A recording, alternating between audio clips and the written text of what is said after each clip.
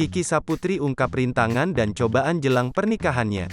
Komika Kiki Saputri membocorkan persiapan jelang hari pernikahan dengan sang kekasih. Sempat 2 kali gagal menikah hingga alami trauma, kini Kiki Saputri siap melangkah menuju pelaminan dengan Muhammad Khairi. Dikutip dari YouTube Cumi Cumi, Rabu, tanggal 14 Desember tahun 2022, Kiki mengaku bahagia mempersiapkan pernikahannya.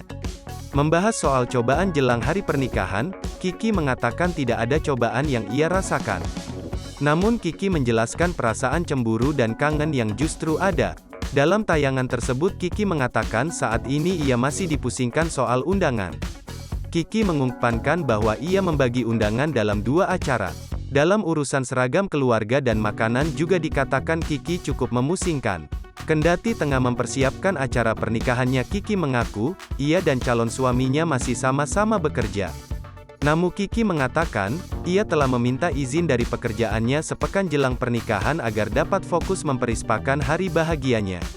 Kiki mengungkapkan alasannya menjalani diet bukan bagian dari proses persiapan menuju hari pernikahannya.